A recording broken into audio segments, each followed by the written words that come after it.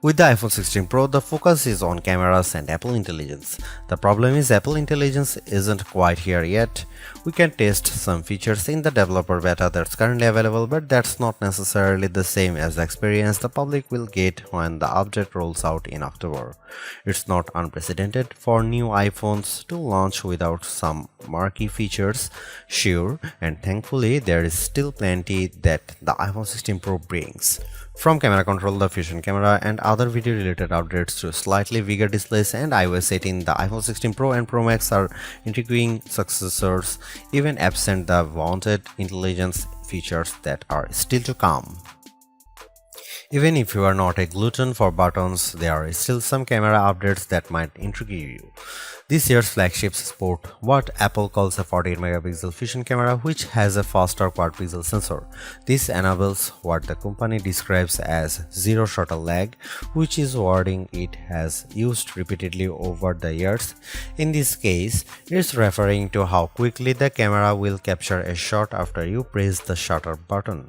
I will admit I was initially confused by this update in part because it requires relearning some behaviors I had adopted to mitigate the shortfalls of older cameras. Basically, the iPhone 16 Pro's cameras are now so fast that when I asked someone to throw something so I could capture it in motion to see how still the images were, my shots ended up being of the person holding the object. Our video producer and I were very confused, and it wasn't until the zero shutter lag concept was explained clearer to me that I got it. I had become used to pressing the shutter early since cameras, in my experience, would be fractions of a second slow. Apple has become so fast that it actually captured the literal moment I tapped the button instead of the split second after when the object was in mid-air. Depending on your mood, the new photographic styles can be fun or serious. Apple's tweaked the built-in camera filters to not only offer more options but give you greater control. Due to how the company has refined its processing each year, there is also an improved depth map captured when it detects a face in the scene. This, combined with a greater focus on color science around skin tone, has led to what might be my favorite new iPhone 16 feature. Whether I shot them in portrait mode or not, photos of people what I took using the iPhone 16 Pro were a dream to edit. Simply switching between the standard, natural, luminous, quiet or ethereal styles already resulted in improvements to be colors and shadows, but I could also tap on each thumbnail to across the new editing touchpad and drag a dot around. This let me more precisely tweak the hues and contrast levels, and an additional slider below let me adjust how warm the image was.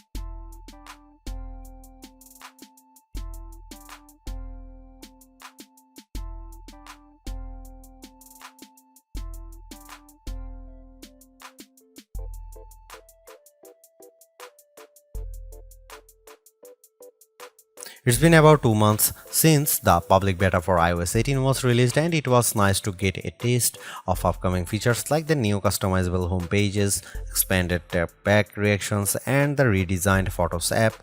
With the iPhone 16 launch, iOS 18 is basically ready for prime time with some caveats. This year, more than ever, it's hard to figure out what's coming to your iPhone and what isn't. With the release of Apple Intelligence slated for October, features like writing tools, cleanup for photos, and the redesigned Siri won't be ready till next month, and even then, your non-Pro iPhone 15 won't be compatible. Plus, some features that were teased at WWDC like Genmoji, still haven't been added to the iOS 18.1 developer beta, which is where most Apple Intelligence features have been arriving as a preview for app makers. Within the iPhone 16 lineup too, there are things coming only to the Pro models like multi-layer recording in voice memos. It's confusing and can make choosing your iPhone a trickier decision, but for this review at least, the iPhone 16 Pro and Pro Max are getting everything. I cannot wait to try out multi-track recording in voice memos, and I hope Apple sees this yearning as a sign that it should bring this to more devices. It was nice to get time with iOS 18 even in the absence of Apple Intelligence. Honestly, I'm not even sure I'd like those features that much. In a similar way, Gemini AI was nice on Pixel 9 Pro series but didn't feel like must-haves.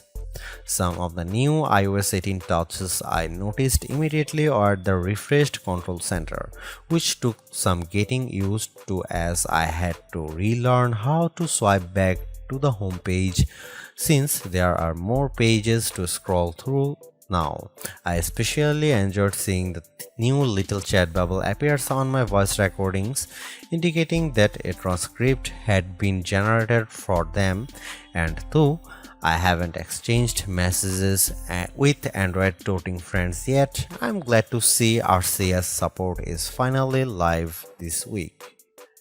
Though I was excited for the new custom routes tool in Maps, I struggle to actually create them. You can set your start and end points and have the app close the loop for you, or just tap landmarks or points on the map to get the route to basically connect the dots. Unfortunately, no matter how many times I tried to get the route to cut through a building where I knew a pedestrian walkway existed, Maps reinstated me at every turn, forcing the route to go through more established paths instead. It's not unreasonable, but certainly not the open world route creation feature I was envisioning. The best thing about iOS 18 and also some new features in the iPhone 16 lineup is the customizability. I do appreciate that if you don't like something, you can usually turn it off. With the new ability to place apps outside of a rigid grid, you can now lay your home screen out just the way you like. The redesigned Photos app lets you create and pin collections so you can more easily find the pictures most important to you. And again, I'm glad Apple is giving people the option to turn off camera control altogether or adjust its sensitivity.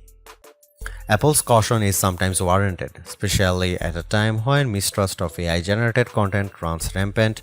The company taking its time to get Apple Intelligence right is understandable, but its deliberation doesn't always lead to winners. While I appreciate the attempt to differentiate camera control with the touch sensor for more versatility, I am not yet convinced on its usefulness. The good news is, and I cannot stress this enough, you have the option to tune it to your liking, and that's the theme I'm seeing in recent Apple features that hint at more thoughtfulness than usual. If you don't like something or if something isn't right for your needs, you can adjust or disable it. In iOS 18, you have greater control over your home screen's app layout and can pin custom collections for easier reach. In the Photos app, the action button introduced last year could have been a spectacular fail had Apple not let you still keep it as a mute switch, but it managed to give people more functionality while maintaining the status quo for those who are just as resistant to change. Change is scary, change is hard, but without change there is no progress. Apple's cautious approach is a tricky balancing act that's evident on the iPhone 16 Pro. Some new features like audio mix and custom routes in Maps delivers mixed results, otherwise like photography styles are hits.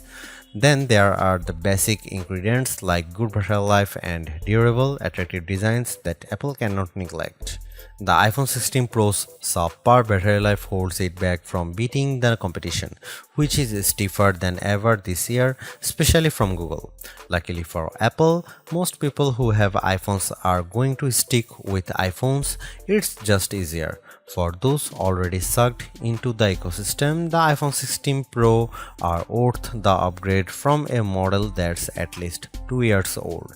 If you already have an iPhone 15 Pro, for the sake of our planet and your wallet, you might prefer to hold off on upgrading, especially since this year's devices aren't that much different.